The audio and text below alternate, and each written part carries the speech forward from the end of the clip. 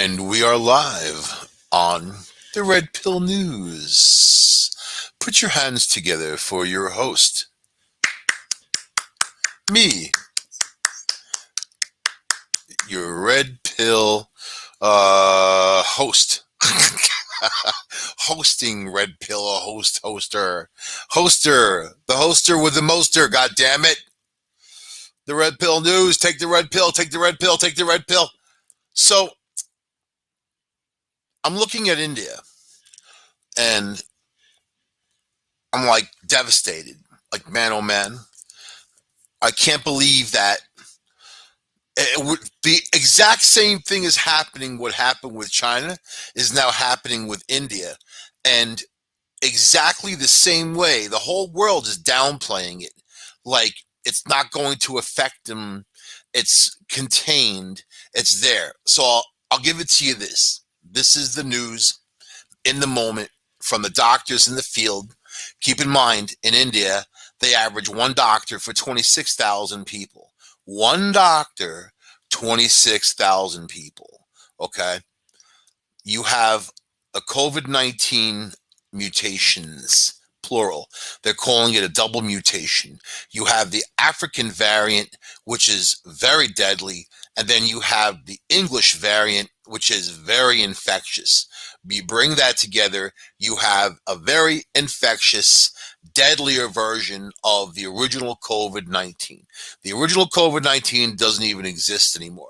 The dominant variant here in the United States is the English variant. So I'm going to ask you guys a few questions because I know you're geniuses, man.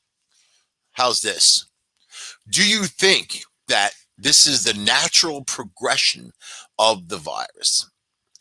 That it's not restricted to an area, even though they named variants from certain places, but as I'm seeing these mutations grow, and there's a case in Boston that I refer to often of a guy who's been in the hospital, has had COVID for like 10 months now, since last year, way back, who is immune compromised. So he himself has had 20 mutations in his body of COVID-19. The virus, and then all these doctors say the same thing. That's not normal for a coronavirus. It's not normal for these things to mutate like that, maybe once or twice in the course of its lifetime. So you have the super infectious virus that's out there that is just getting into people's bodies, replicating in their cells. Why this mutation? This is the mutation that's so dangerous, right? So you have deadlier, more infectious mutation, but the mutation is using antibodies as a Trojan horse getting past the healthy cells like the one in Brazil. So here you have your immune system, right? You get the vaccine. The vaccine boosts your immune system. They've actually said that if you get the one with the 2 doses, the first dose weakens your immune system for the month before you get the second dose. This is what the CDC has just said. This is what the World Health Organization says. As you know, they're getting information daily, minute by minute, literally. You don't have 10 years of trials to go through, the vaccine and what it's going to do and what if it can help, and nothing. You just have the emergency use action on the vaccine, which is why we're able to use it, and I think that you might have a better chance of fighting the mutation with the vaccine than without the vaccine. But they're putting it in about, they think, and this is coming from the companies, that maybe 63% is the magic number of protection against these mutations, but they don't know. And it's important that if you don't know something, you don't give an answer. You can give what you think can happen, an idea, hypothesis of something, but not an answer. I can't give you an answer on something I don't know. If I don't know, I don't know. If you ask me something and I don't know, I'm going to say, I don't know. I know, no clue until I know. Until I research it and find out and see what's going on, then you might know something, right? Anyway, I feel like the psychic side of me, a long time ago, not even a long time ago, a few weeks back, you know, we were actually all on the air. Me, Joe Montaldo, you know, Dell, Laura Lee, everybody, Laura Lee. We were all on the air, and I felt like you were talking about this thing. I said I felt like this thing was coming. Like I felt a sweeping to the point where I even like started watching videos of like tsunamis and whatever. You know, that's like my entertainment on YouTube. I don't watch TV anymore. There's nothing on. Television has nothing for me. It's all just bunch of poop, you know, designed to control you basically, and kind of set you into this pattern in life that the machine wants, but not good for your own personal growth and soul, is it? It's just somebody else's idea, and then it's ultimately to sell a hamburger to you, or some meds or something. You know, all these commercials, what they geared up for to do. So yeah. And I know there's advertising on YouTube. I can control that more, and you don't get bombarded with these drug ads and whatever. You see people's horrible skin conditions, or they got to hear about their you know, Crohn's disease, stuff I don't want to hear about. I'm trying to eat a roast beef sandwich here. I want to hear about your Crohn's. You know, I hear about your irritable bowel syndrome. Yeah, I want to think about that while I'm trying to eat my hot fudge sundae. Not. How dare you invade my space with your gross tellings, you know? Or look at my skin condition. I like it when they're like, I took this pill that cleared up my skin, but then they got to pull up the picture of what their skin looked like before. I don't want to know. And I didn't ask for it either. It's just on the TV in my house. And there it is. It's the channel that does it. It's offensive, man. Anyway, that's the stuff that's going on these days. Why I can't watch television. So I watch like YouTube stuff, and there's a lot of cool stuff on YouTube. There are people who actually try to develop, you know, cool content, and it's natural. It's natural until it gets to a point where it's not natural. And it comes down to your attention. I mean, really, these television companies are going to the wayside if they're not they don't have any skin in the game, like a Netflix or something, or an Amazon, you know, who has their own content and also plays other content. I'd rather deal with that.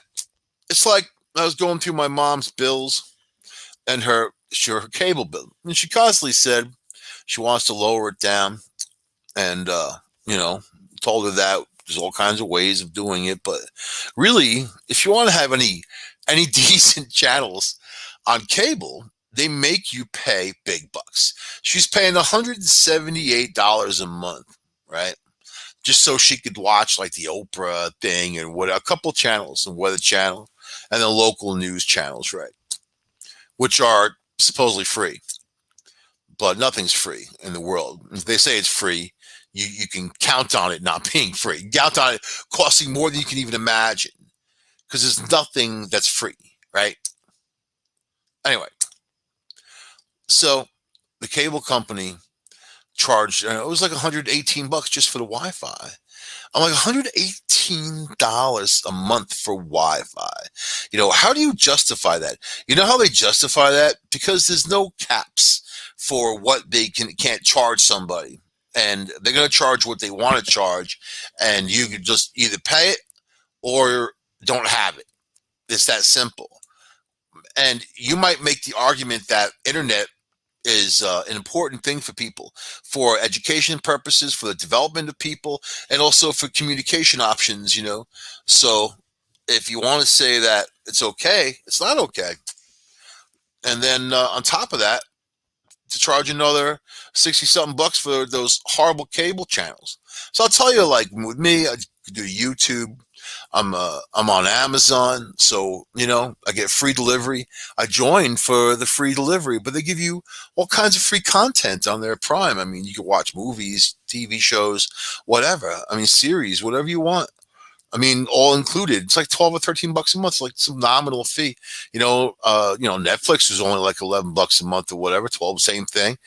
And even if you put two of those together, and then you still have, there's other sources where you can get local channels.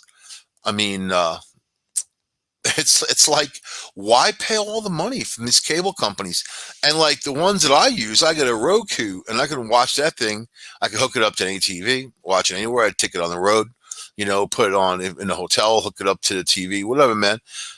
And then those are my own personal, like all the stuff I have on there, where I subscribe to, I take with me. I'm not tied to a location. It's not just in my house. I have access to this account anywhere. So, but cable companies used to be Time Warner, now Spectrum. They're not doing you a favor.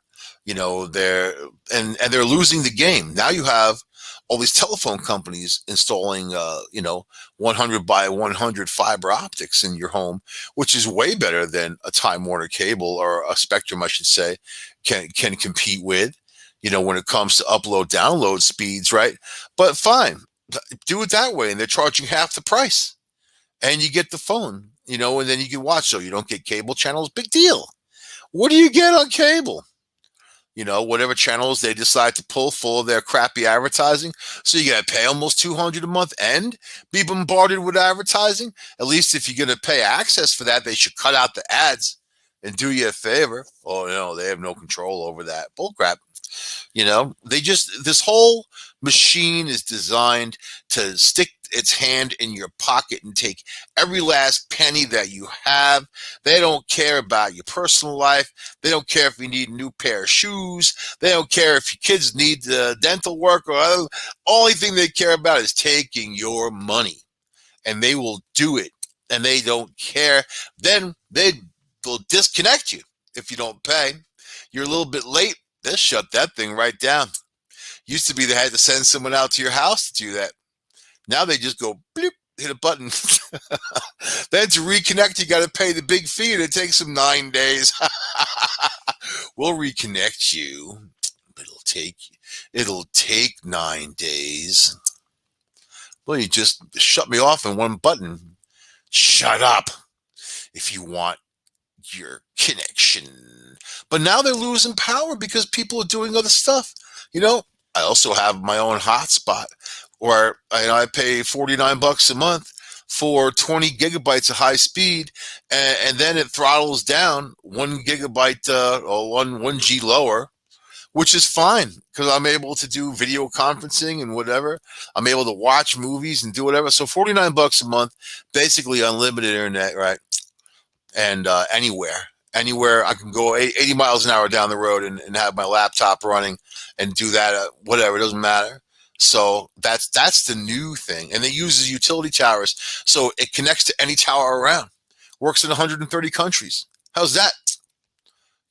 And it's my own personal private a VPN, a virtual private network. And I can, if I want to dial into the server in New York, I can appear that I'm in New York. I could be in Bangladesh, anywhere in the world. So it gives you layers and layers and layers of protection. That a hotel doesn't give you, certainly other places on the road. If you think that when you pipe into a Wi-Fi that it's private, you're nuts. They can see right into your system, and then see what you're viewing. So especially if they can run a keylogger on you. But whatever, we don't have time to talk about that. We were talking about India, and I felt that feeling. I'm watching them burn these bodies on TV, piles and piles and piles of them. And I know that, you're not supposed to breathe that smoke. And I mean, I said over a year ago, who's to say that people can't get COVID from smoke? Then back in January, the CDC said that people who smoke cigarettes could easily give somebody else the virus, as the virus could ride from their mouth, their infectious mouth, on the smoke into your mouth, up in your nostrils, right? Wow. Pretty intense thing to fighting something like this. And obviously it's made its foothold. And then in India, you have, if you're a virus, that's the place you want to be. You want to be in a place that's dirty, that's dense, that, you know, people live multiple in a house, in an apartment, a room. You know, there's just so many issues with the population problem there. You know, so just dense, thick populations. Then COVID hit, and it changed all of their industry around. You know, because obviously their economy shut down, part of it.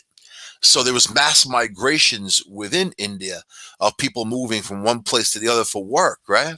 So they don't even know who's where or what's where or how many people are in there. They don't know who's dead, who's not dead. You know, they know they've got about 215,000 dead people. And, you know, yesterday, it was 417,000 new infections. The day before was 400,000. They're breaking their own record daily like wildfire. It is out of control. They are out of oxygen. People are suffocating. Young people, old people. It's not just affecting an elderly population or a pre-existing population. So this is a situation that is going to get much worse.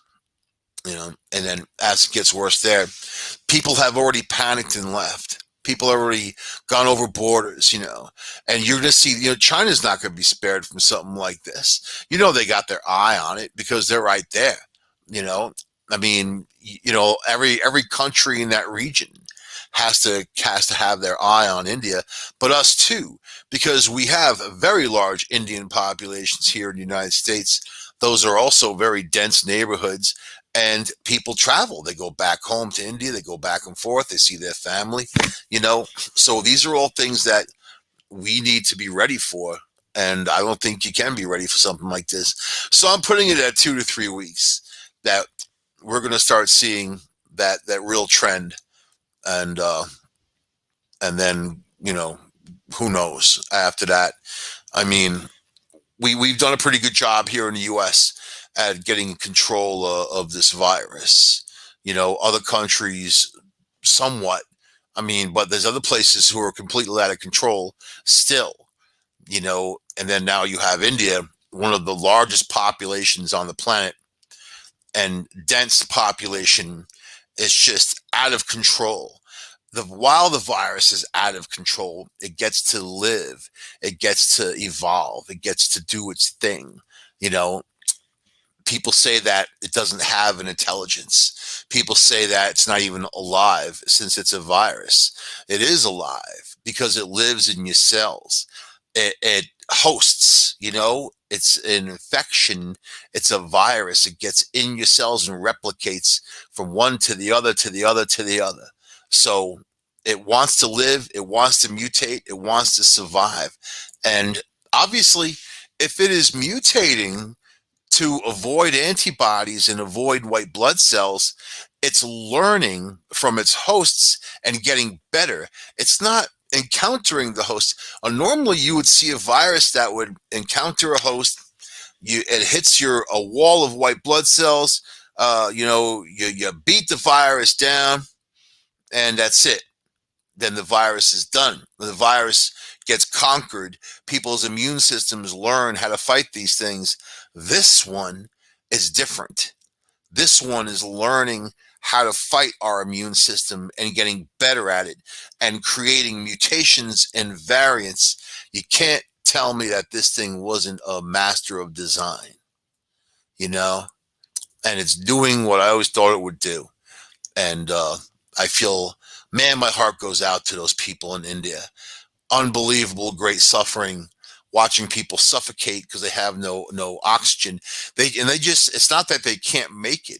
They can't make it fast enough, you know. And other countries have sent ways of making machines. You can make oxygen and all this other stuff.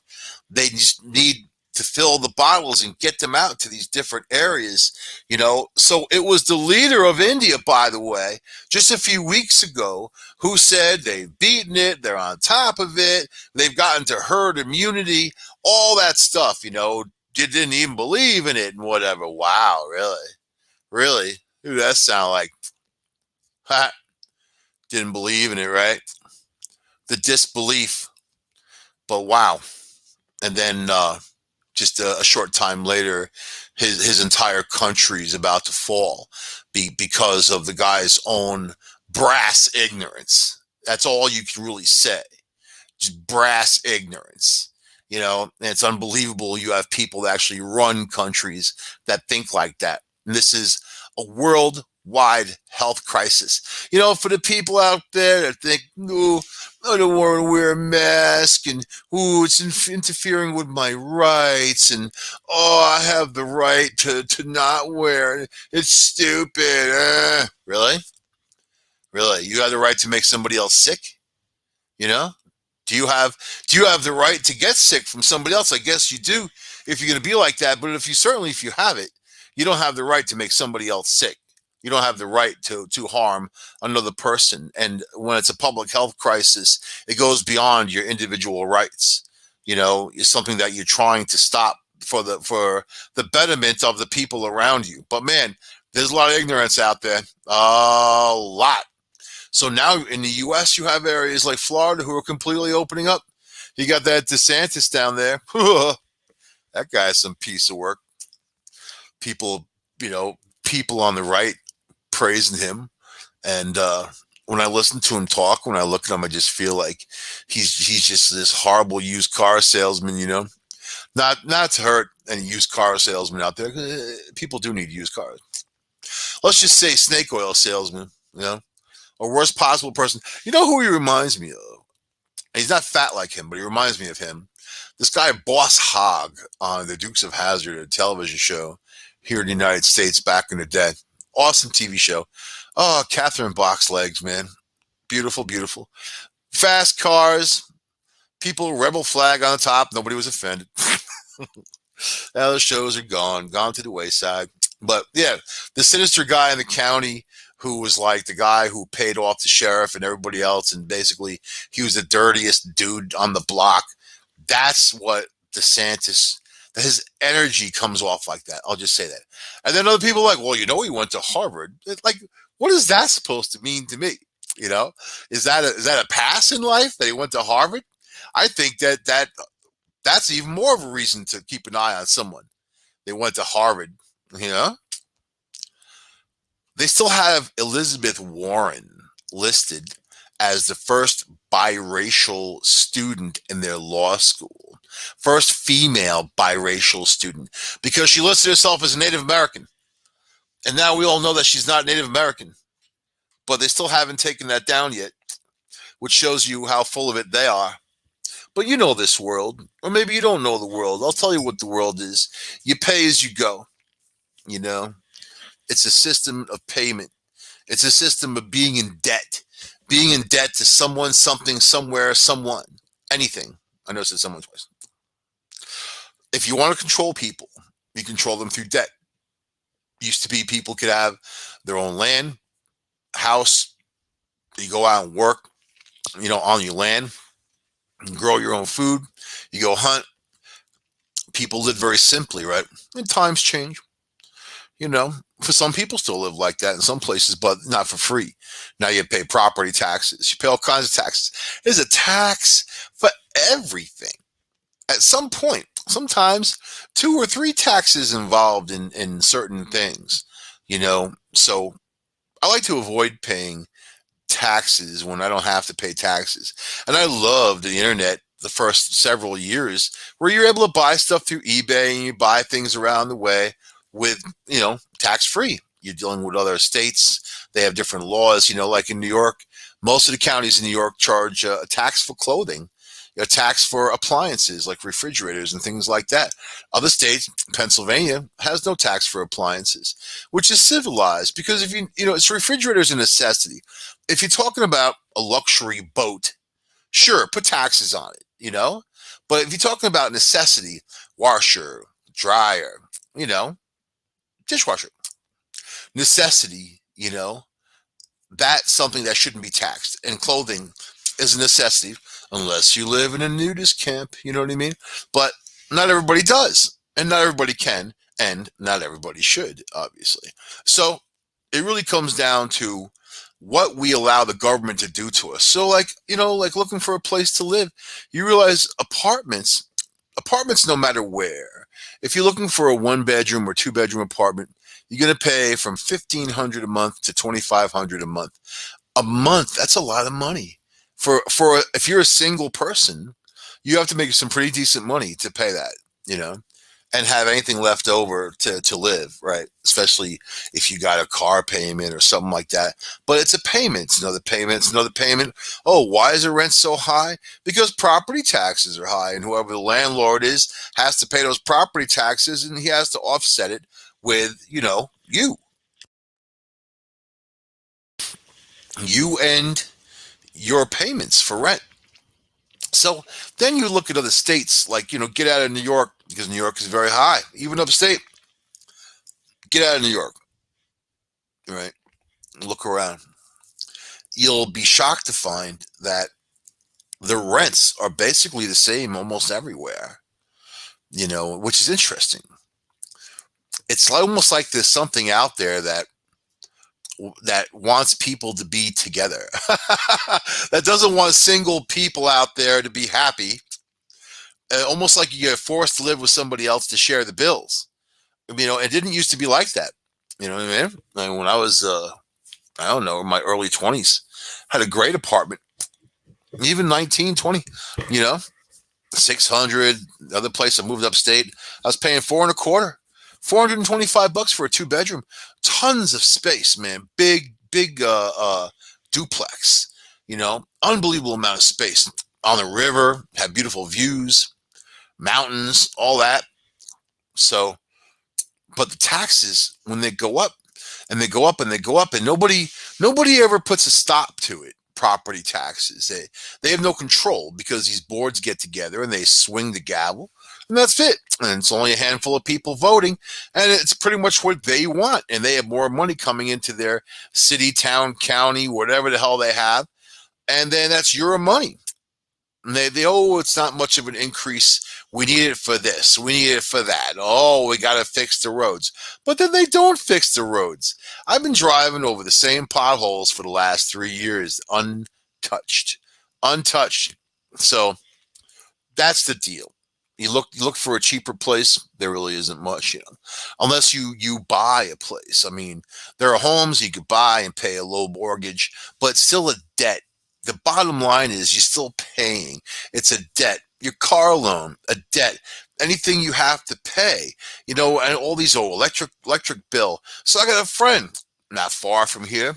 He went off the grid, got himself a little, like a mini house. There's mini houses that are on wheels, or like the trailers, and it's a nicer name for a trailer, a mini house. So he decided he's going to have his own electric, do the whole thing, And I had just helped a friend to install a couple of, wind systems in, and also like solar paneling. So, and I was pretty well versed in, I did a lot of research, put it that way, in how to make electricity from things, and hot water too. So solar, hot water. And then he put these systems in, right? He disconnected off of his electrical grid, and then they got really flipped out that he did that, because they told him he wasn't allowed to do that, to be off the grid, that he wasn't allowed to, he had to be connected, and he had to pay his bill, even if he wasn't drawing an electric. There's a service fee for being connected, and he had to pay it. And then he said, I'm not doing it. They sent sheriff's deputy over there. And he said, county says you're not allowed to live off the grid. You have to have these services. You know what I mean? And this guy got the compost toilet. He did all that. So, and keep in mind, mini house on wheels. It's a trailer. You can pull it away with a truck. Boom, it's gone. So they were mad because he didn't have to pay taxes on his mini house, because it's on wheels. It's not on a foundation. He went by the own rules of New York State, especially in that county, of what to do. They started giving him all kinds of fines. They threatened to take away the mini house or whatever. But and he had to actually hire a lawyer to fight this, and eventually lost, actually. So lawyer bills. You're fighting this, fighting that. What's the allure? Number one, to be a New Yorker. I mean, other states don't do that to you. There are other places that are more civilized, but then you have to look at the law and tax structure of other states. Do they have a VAT tax like Nevada? There's no tax on buying a used car. So you can go buy, $25,000 used BMW that's a couple years old, pay no taxes, but they got a VAT tax. So the VAT tax is going to sum up of what they think that car is worth yearly, even with depreciation and all, and you're going to have to pay on it forever. So you buy the car, but then you pay the government. Who the hell are they? If I'm going to buy a car, I got to pay because I'm an American or I'm a New Yorker or whatever state that you're in that does that. Some states don't do any of that. Some states have no personal income tax for the state. New York does. Oh, New York. And if you live in Manhattan, you'll pay Manhattan taxes and New York taxes. So then I'm looking at, I look at Long Island, I look at places down there. Okay, here's your apartment. Let's say 1750 gives you a one bedroom apartment in a halfway decent area where when you go out in the morning, your car will probably still be there. That won't be stolen during the night or vandalized. So 1750 puts you in one of those areas, that are borderline okay. But unless you have hey, you can rent out a house or even a nice 3-bedroom apartment in East Hampton for $35,000 a month. $35,000 a month, yeah. High zip code, right? Forced all the people who grew up out there and lived out there for years out because of their market value. And if they didn't own a house and they didn't cash in on selling $1 million property, they just had to move. And that's what politicians say you have to do, because we're going to charge this amount of taxes for these properties. We're going to make this money. They're going to make money. They don't care about you. They say you need more affordable housing. You hear politicians say that all the time. More affordable housing. We need, they say it, but then they don't do it. We need more affordable housing. No, they're really saying we need you to move into bad neighborhoods, because the good neighborhoods are too expensive for medium income people to live. They can't afford the taxes. It's not that the houses are too expensive. It's the taxes, right? I was looking at this beautiful home up in Warwick, New York, not far from the city. We got a nice train. They got a ghost train that people see once in a while that pull through there. They even see the passengers looking out the window. Imagine that when you're having your morning coffee waiting for the train. But there's some houses that were in an affordable realm, but yet the taxes were $25,000 and $30,000 a year. Taxes. It's like $25,000 or $30,000 a year that you're going to pay the government for the right to live there in that particular town. And this is legal. Why? And you don't see that what they do is just create bubbles of wealth. So the wealthy people move to those places and the middle class can't afford it. And, forget about the poor. The poor are just stuck in cockroach infested dungeons, and, oh no, look at Brooklyn and Queens. You got Alexandria Ocasio-Cortez making your lives better every day, right? All I see her out there is begging for stuff and Democrats laughing in her little green stick face, man. Her little naive, little tiny face. We don't need you anymore. That was when Trump was in there. We needed you to go after him, to make him look like the pig that he is. Just amplify the pigarity of Trump. And that's what she did. She went to the border looking all hot, dressed in white, crying for the children. I'm crying for the children who are suffering. In there, crying. Meanwhile, she was staring into a parking lot. She didn't even see any kids. The whole photo op was just her on the fence looking all sad, buh. And I think she's kind of cute, but not when she cries. When girls cry, they're not cute. They're ugly, as a matter of fact. And then you laugh, and it compounds the difficulties in your life when, especially if you're in a relationship with said person and they fall apart. And you just can't help but smile and or laugh. Gotta put your hand over your face because they look so ridiculously stupid. Why don't you just take a picture of them and say, I'm going to take a picture of you. You look so stupid crying like that. I'll take a picture of you, put it on social media under stupid looking people. No, you can't do that. Then you're an abuser. You know, I see guys out there taking pictures of girls on the internet, like in public, these girls walking down the street. Or there was one in like Planet Fitness. I still don't know why people go to that place. I walked into the place. I must admit, this is a terrible thing to admit, but I'm all about being open on this show, man. I had a 2-year membership at Planet Fitness, and the only time I ever walked in was to cancel my membership. When I walked in there, the place smelled so bad of just old sweat. Oh my God. They're trying to push bagels on people or whatever. Hey, man. Then they get all mad when, like, if girls were showing their boobs, or or if a guy's like, how like guys will like lift weights and they let out a grunt, like their testicles just fell off. Like, gonna put my testes back on again. The grunt.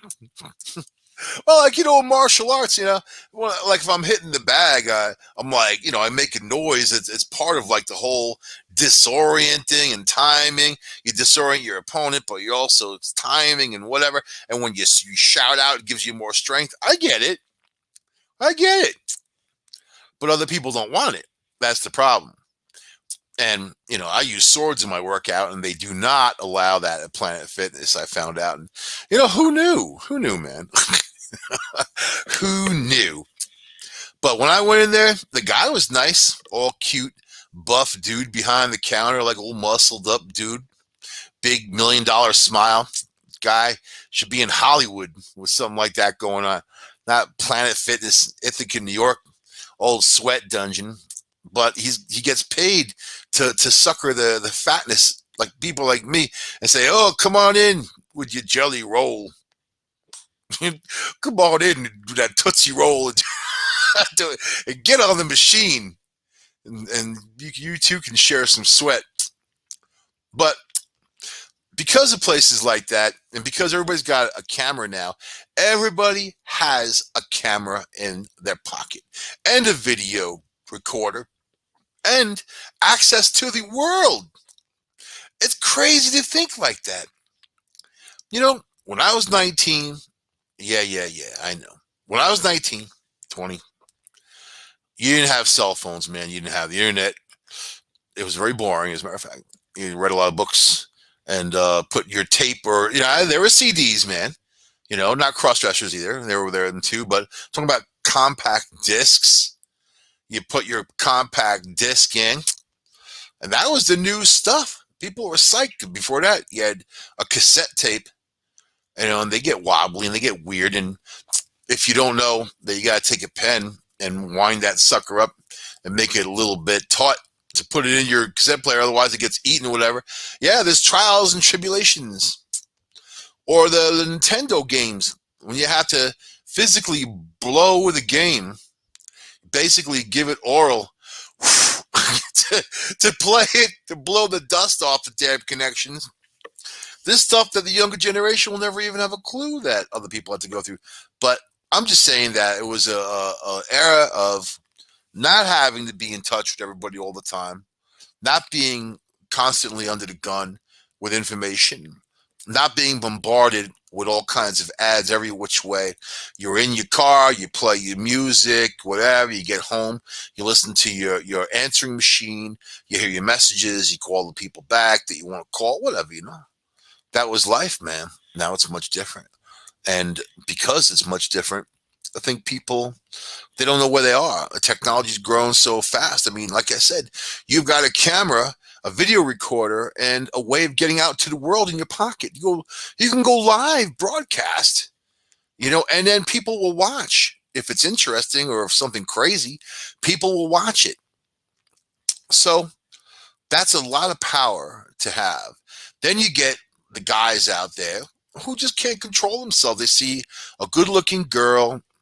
Back in the day, they would take a mental image, go home and relieve themselves thinking of that. Now they take a picture. They go home and look at their phone, hold their phone in one hand, and then boom, boom. So the girls call them creeps. You creep. Creep is now the new word for men. Creep. You're a creep. Look at Andrew Cuomo. Talk about pigology, man. I'm going to write a book about pigology. It's gonna have the likes of Donald Trump and Andrew Cuomo. They're both going to make my book of pigology, right? And look at these guys, especially Cuomo. Now, I'm not going anywhere. Now, he talks. I just watched him again the other day.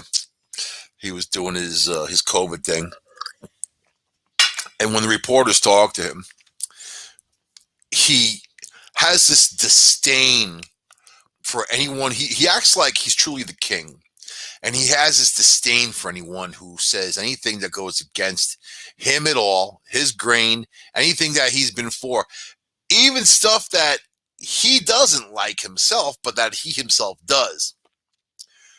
So when he looks at these people, he's got this look, and then starts talking to them like they're the dumbest creature on the planet, right? As I answered before, you were not listening. I will say it again so you can understand. I am not going anywhere. I am not resigning. I like to grab women's breasts, yes, and their buttocks, but I'm the governor, and I'm allowed to do it because nobody can fire me. That's it. Now put your testicles back in and get out of here, you freak. That's Cuomo. This is the big Democrat. So all these Democrats called on him to go. Not Joe Biden, not Kamala Harris, not the big ones, but all the little ones. All the little Smurfs that are in Smurftown are looking at Cuomo saying, you really need to step down. Oh, then you have the Democrats who said, if, just one more woman comes forward and says that he molested them or something, he's got to go. Yeah. That one came forward. Oh, 6 more. Another 8. 10. Oh, they come out of the woodwork, don't they? You know why? Because women love to play that victim role too, whether they're a victim or not, because they get the attention. It's attention, man. I'm a victim. Kids do the same thing.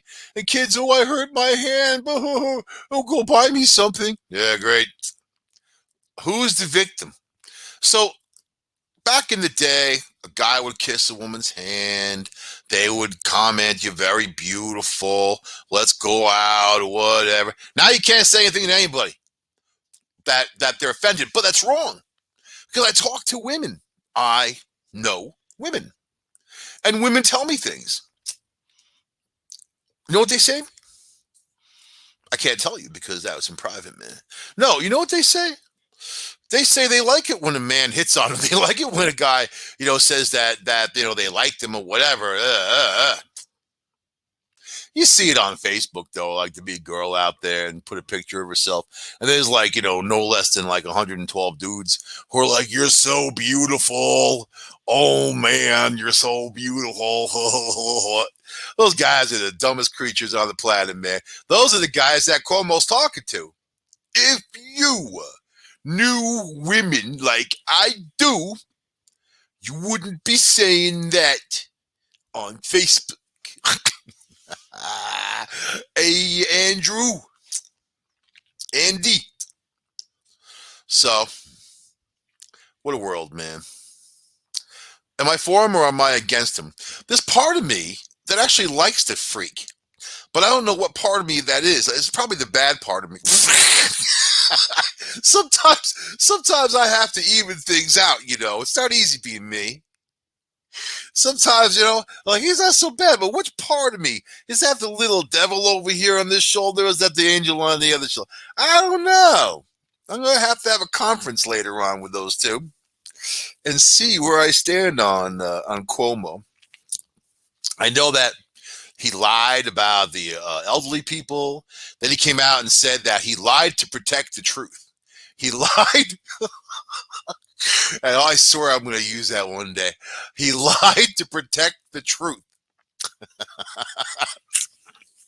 This guy is coming out with so many. In the book of Pigology, that's going to be one of the big ones, man.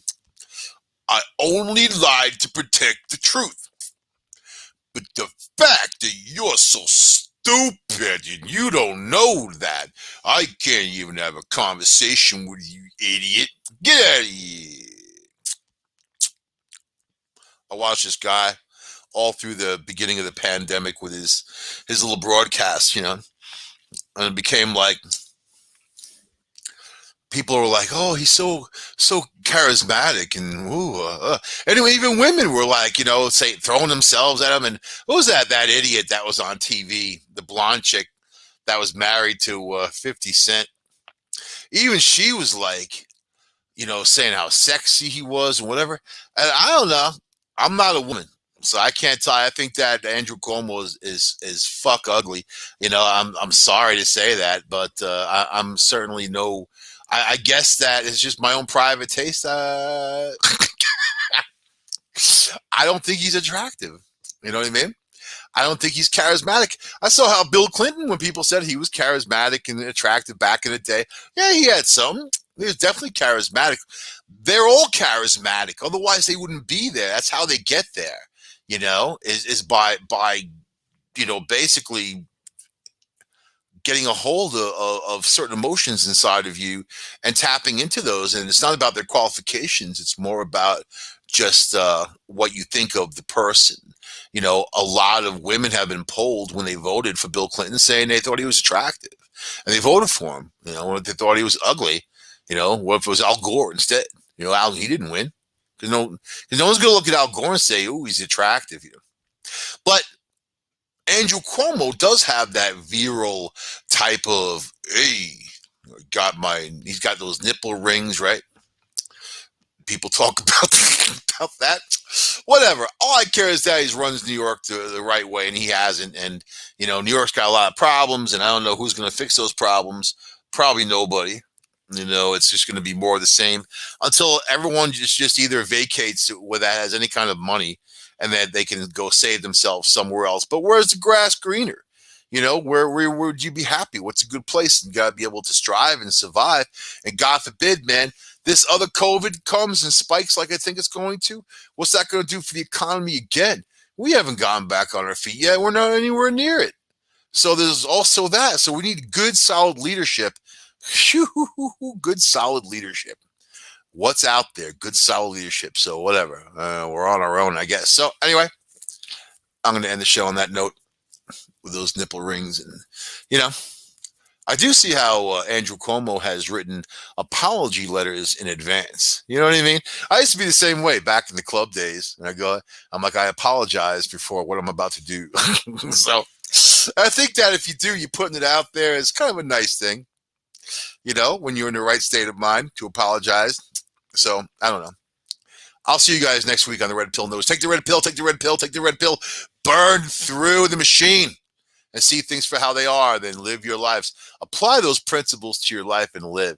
I'll see you guys next week on United Public Radio Network, UPRN, talkradio.com.